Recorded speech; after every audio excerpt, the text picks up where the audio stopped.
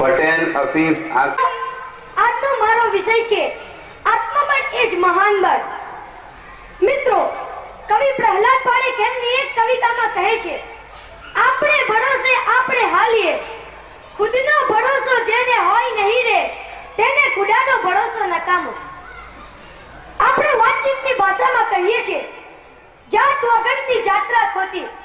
તો ડોક્ટર જીતેન્દ્ર જે કહે છે કે કોઈ પણ ઘટના બહારની દુનિયામાં બનતા પહેલા માણસના મનમાં બનતી હોય। આથી તો કહેવાય છે કે તમારું મન એ જ તમારો ભગવાન છે। મિત્રો, આપણે વાત કરવાની છે મનુષ્યના આત્મીય બળની। સાહસ જીવનનો સ્વભાવ છે। સૂક્ષ્મ અણુથી જન્મેલું આ જીવન આજે સમગ્ર પૃથ્વી પર ફેલાઈ ગયું છે અને હવે તો તે અવકાશમાં ઉડવા કોશિશ કરી રહ્યું છે, કારણ કે તે સાહસિક છે। આપણે ગતિશીલ રહેવું જોઈએ, જીવંત રહીએ ત્યાં સુધી સાહસિક રહેવું જોઈએ। પ્રાણીઓ ક્યારેય નિરાશા અનુભવતા નથી, હંમેશા આત્મબળથી એટલે કે મનની તાકાતથી સતત આગળ વધતા રહેવું જોઈએ, દ્વિધામાં ન રહેવું જોઈએ। મનુષ્યની પ્રગતિને રોકનારી મોટામાં મોટી જો કોઈ વસ્તુ હોય તો તે દ્વિધા છે। મિત્રો, પંજાબના એક સમયના મુખ્યપ્રધાન પ્રતાપસિંહ કેરોન એક દિવસ કારમાં મુસાફરી કરી રહ્યા હતા। અચાનક એક સસલું રસ્તાના કાંઠે અટકીને ઊભું રહ્યું। ડ્રાઈવરને કહ્યું, સસલું રસ્તો નહીં ઓળંગે। સસલું પણ થોડી વાર જાણે હિચકિચાટમાં ઊભું રહ્યું અને પછી એકાએક રસ્તો ઓળંગવા માટે દોડ્યું અને કાર નીચે કચડાઈ ગયું। કેરોને પોતાના મિત્રને પૂછ્યું, સસલું કેમ કચડાઈ ગયું જાણો છો? તેણે કહ્યું, ઉતાવળ કરી એટલા માટે। કેરોને કહ્યું, ના, તે દ્વિધામાં હતું માટે કચડાઈ ગયું। આથી મનુષ્યએ દ્વિધાનો ત્યાગ કરી આત્મવિશ્વાસથી આત્મબળથી આગળ વધવું જોઈએ। મિત્રો, માણસનું જીવન બહુ અટપટું છે અને જીવન રીતિ પણ બહુ અટપટી છે। મોટા ભાગના લોકો આખી જિંદગી ભૂતકાળ અને ભવિષ્યકાળ રૂપી સાણસાના બે પાક્યા વચ્ચે ભીસાઈને પસાર કરે છે। ભૂતકાળ તેમને સતાવ્યા કરે છે અને વર્તમાનને તેઓ ભૂતકાળની છલીથી નકામો બનાવે છે અને ભવિષ્યના વિચારોમાં જ અટરાયા કરે છે।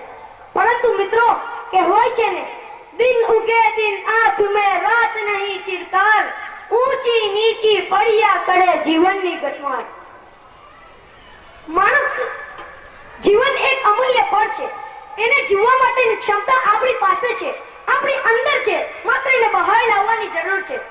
બીજાની દેખ દેખાતી નહીં, પરંતુ આપણા જીવનની જ ફળોનો આપણે ઉપયોગ કરવાનો છે। આપણા જીવનની ફળોનો આપણે હિંમતપૂર્વક સદુપયોગ કરવાનો છે।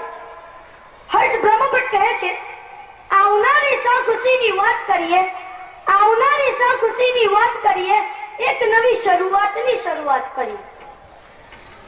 જીવનનો પ્રવાહ સતત વહેતો પ્રવાહ છે, એ વાંકો ચૂકા ચાલે છે, એના ઘસાડાથી ખાડા પડી જાય છે, પરંતુ એ ઘસમસતા પ્રવાહના કારણે ફરી ખાડા પુરાઈ પણ જાય છે।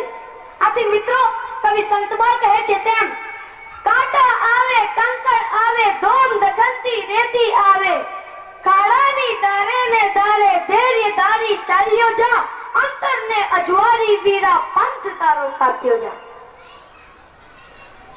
મિત્રો, મહાકવિ ગેટેએ કહ્યું છે, બાળક જેટલી શક્તિઓ લઈને જન્મે છે એનો વિકાસ જો એ જ રીતે થાય તો આ જગત પ્રતિભાવથી ભરાઈ જાય। આપણા બધામાં કોઈક ને કોઈક શક્તિ છે, એ શક્તિને સમજી સમયનો સદુપયોગ કરી આત્મબળથી આગળ વધવું જોઈએ। આ આત્મબળ માટે કઈ હિમાલય ચડવાની જરૂર નથી। હજારો માણસો રોજ ચાલે છે, પરંતુ ચાલવાની વાતને જો કોઈ માણસ નવું પરિમાણ આપે, જેમ કે કાશ્મીરથી કેરળ સુધી પગે ચાલી જવાનું નક્કી કરે, તો તે એક સાહસ બની જાય। આવું બીજા અનેક કામોની બાબતોમાં બની શકે છે। એક કામ વેઠ પણ બની શકે છે અને આનંદ પણ બની શકે છે। તો મિત્રો, આત્માના મહાન બળથી ગમે તેવા કષ્ટદાયક કાર્યો પણ સરળતાથી પૂર્ણ કરી શકાય છે। કોઈ શું કહે છે તે નહીં, પણ આપણે શું કહીએ છીએ, આપણો આત્મા શું કહે છે। સુરેશ દલાલના શબ્દોમાં કહીએ તો, આપણે તો આપણી રીતે રહેવું, ખડક થવું હોય તો ખડક નહીં